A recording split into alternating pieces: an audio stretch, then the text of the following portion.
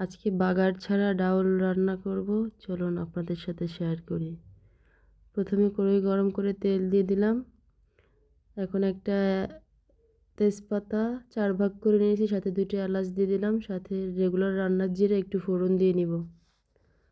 দিয়ে দিচ্ছি পেঁয়াজ, রসুন, কাঁচামরিচ। রসুনটা আমি একটু পাটায় ছেঁচে নিয়েছি, একটু ভেজে নিব। এভাবে ডাল রান্না করলে খুবই মজা হয়। না রান্না করে কেউ কমেন্টস করবেন না। দিয়ে দিচ্ছি স্বাদ মতো লবণ, হলুদের গুঁড়া। একবার রান্না করে দেখবেন কতটা মজা হয়। আমি যেভাবে দেখাচ্ছি ঠিক সেভাবেই রান্না করবেন। এখন ডাউলগুলো দিয়ে দিব।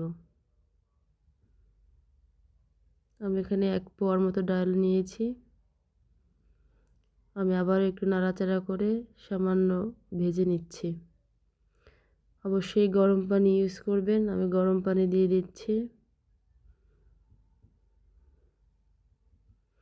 এতটা মজা হয়, রান্না না করলে বুঝবেনই না।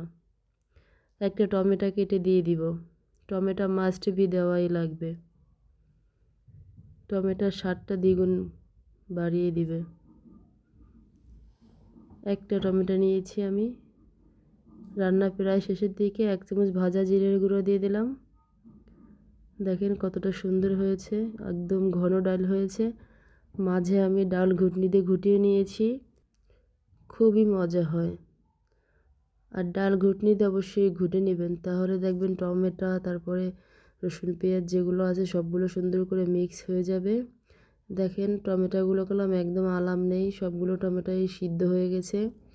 খুবই ভালো হয় খেতে, খুবই স্বাদ হয়। ভিডিওটি ভালো লাগলে আমার চ্যানেলটিকে সাবস্ক্রাইব করবেন। আজকের মতো এখানেই বিদায় নিচ্ছি। ধন্যবাদ সবাইকে।